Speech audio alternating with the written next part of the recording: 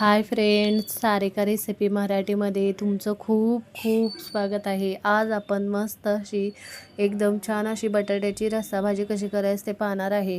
ही एकदम झणझणीत आणि चविष्ट अशी भाजी आपण बनवलेली आहे। तुम्हाला बघून कळत असेल, झटपट मस्त अशी बटाट्याची ही भाजी बनलेली आहे। कमी साहित्यात तेवढीच चविष्ट बनते। नक्की एकदा या पद्धतीने बटाट्याची रस्सा भाजी करून बघा, एकदम छान झालेली आहे आणि एकदम टेस्टी बनते आणि कमी साहित्यात कमी वेळात तेवढी छान बनलेली आहे। तुम्हाला बघून कळत असेल किती मस्त झालेले आहे बघा, एकदम छान झालेले आहे मस्त।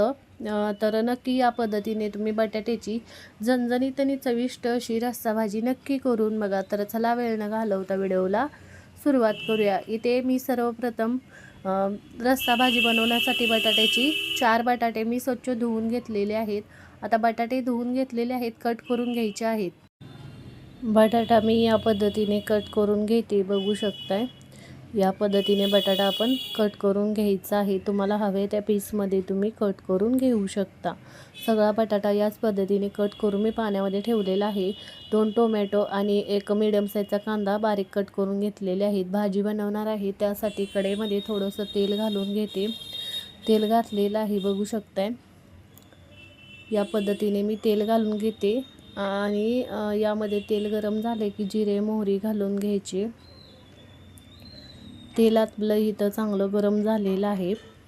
थोडेसे जिरे थोडेसे मोहरी घालून घेते। हे छान असं फुललेलं आहे। आता यामध्ये कांदा घालायचा आणि चांगला कांदा सुरुवातीला परतून घ्यायचा आहे। बघू शकता, मी कांदा इथे घातलेला आहे आणि कांदा चांगला मी परतून घेते। कांदा आपल्याला चांगला इथे परतून घेतलेला आहे। त्यामध्ये मी टोमॅटो घातलेले आहेत। आता टोमॅटो पण चांगले परतून घ्यायचे। टोमॅटो लवकर परतले जावे यामध्ये, त्यामध्ये मी चिमूटभर इथे मीठ घालून घेते आणि इथे टोमॅटो चांगले परतलेले आहेत। त्यामध्ये थोडीशी हळद आणि 1 चमचा मी घरगुती लाल तिखट घालून घेते, बघू शकताय। हे मिक्स करून घेते। इथे आपण जास्त मसाले न वापरता छान अशी भाजी बनवणार आहे। कट केलेला बटाटा यामध्ये घालायचा, 1 मिनिट परतायचा मसाल्यासोबत। इथे बघू शकताय, बटाटा मी यामध्ये घालून घेते आणि छान असा परतून घेते। आता यामध्ये इथे बघू शकताय, बटाटा मी चांगला परतून घेते मसाल्यासोबत। इथे छान असा बटाटा याच पद्धतीने मी परतून घेतलेला आहे। आता यामध्ये पाणी घालायचं आहे। तुम्हाला जशी भाजी घट्ट पातळ हवी तसं पाणी घाला।